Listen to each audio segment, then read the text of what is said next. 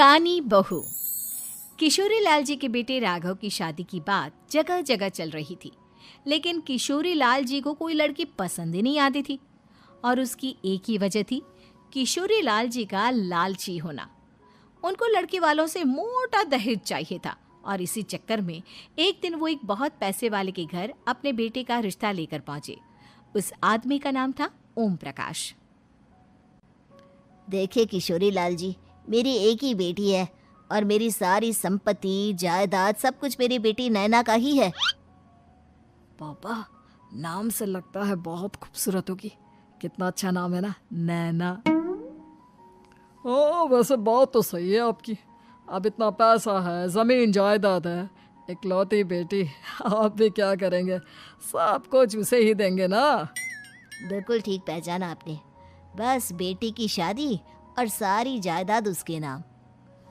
पापा, बिना देखे हाँ कर दीजिए ना। इतना अच्छा रिश्ता फिर कहाँ मिलेगा? माला माल हो जाएंगे हम। मैं अपनी बेटी को बुलाता हूँ। अरे नहीं नहीं नहीं नहीं, आपकी बेटी का नाम नैना है, सुनकर ही लगता है बहुत सुंदर होगी। रहने दीजिए अंकल, मैं तो आपकी बेटी के नाम से ही इतना खुश हो गया हूँ कि उसे बिना देखे शादी करने को तैयार हूँ। अब तो मैं उसका चेहरा सीधे शादी के बाद ही देखूंगा। और इस तरह राघव नैना का चेहरा नहीं देखता और उससे शादी कर लेता है। शादी के बाद अपनी सुहाग रात पर जब राघव नैना का घूंघट उठाकर देखता है तो नैना की आंखें बंद थी। कितने खूबसूरत हो तुम नैना, जरा अपनी आंखें खोलकर मेरी तरफ देखो तो सही।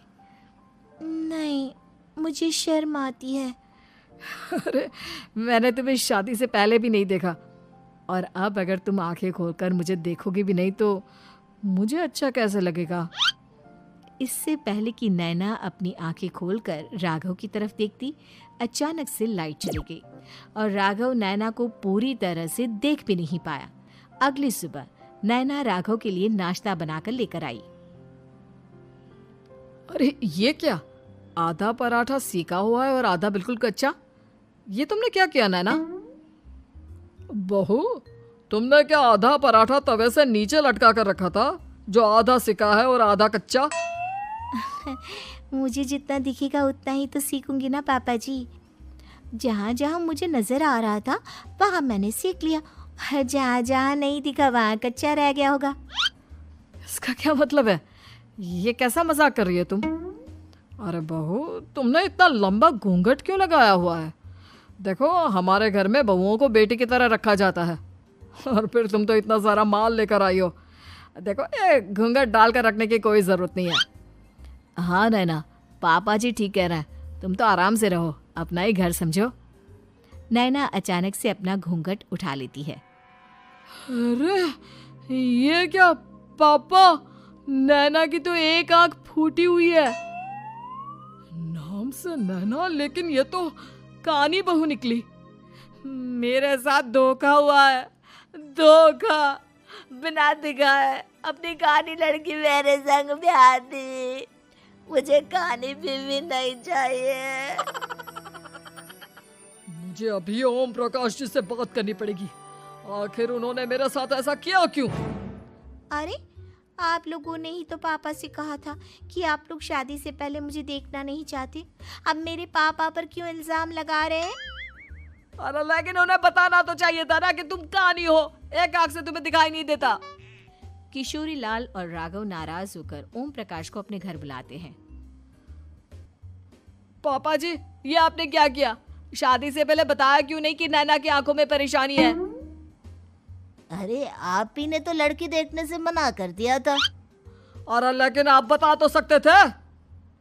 आपको तो हमारी बेटी की प्रॉपर्टी चाहिए थी, वो भी पूरी की पूरी। अब क्या हुआ अगर उसे आधा दिखाई देता है? प्रॉपर्टी तो आपको पूरी मिल गई ना। अरे ये क्या बात हुई? मेरी शादी प्रॉपर्टी से नहीं, आपकी बेटी से हुई है। अब ये तो पहले सोचना चाहिए था, तब तो मेरी प्रॉपर्टी देखकर तुम्हारी जुबान लप लपा रही थी। लेकिन मैं कानी लड़की को अपनी बीवी बनाकर नहीं रख सकता। पापा, कुछ करिए ना आप। हाँ, करता हूँ। देखिए ओम प्रकाश जी, आप हमारे साथ ऐसा नहीं कर सकते। और तुम देखो, अगर तुमने मेरी बेटी से शादी तोड़ी ना, तो जो भी प्रॉपर्टी मैंने तुम्हें दी है वो तो पूरी की पूरी वापस ले ही लूँगा, और आधी प्रॉपर्टी तुम्हारी भी लूँगा। अरे मेरी आधी प्रॉपर्टी भला क्यों लेंगे आप?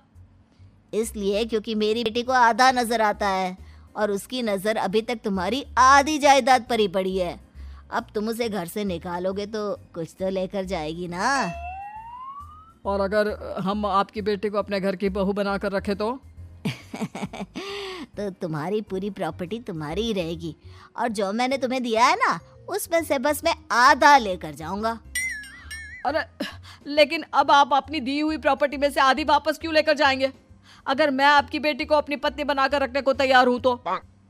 इसलिए ताकि भविष्य में अगर तुम मेरी बेटी को धोखा दो तो उसके पास कुछ तो रहे जो पति का हो। वैसे मेरे पास तो बहुत कुछ है, लेकिन अपने पति की कोई निशानी तो उसके पास होनी चाहिए ना। अब अगर तुमने मेरी बेटी को कहानी कहा तो तुम्हें प्रॉपर्टी भी कहानी ही मिलेगी, पूरी नहीं। जमाए राजा। किशोरी लाल और राघव समझ चुके थे कि वो बुरी तरह फंस चुके हैं और अब उनके पास वहां से निकलने का कोई चारा नहीं है। अब समझ में आया ना, लालच बुरी बला होती है। एक तो तुम्हें प्रॉपर्टी मिली, ऊपर से बीवी मिली, उसमें तुम्हें नखरे भी दिखाने हैं।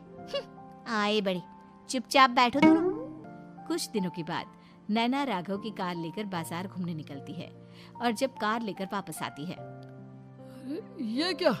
एक तरफ से मेरी गाड़ी पूरी खराब हो चुकी है। लगता है तुमने मेरी गाड़ी को किसी दूसरी गाड़ी के साथ एक्सीडेंट किया है। अरे अरे, कितना बड़ा नुकसान कर दिया तुमने बहू।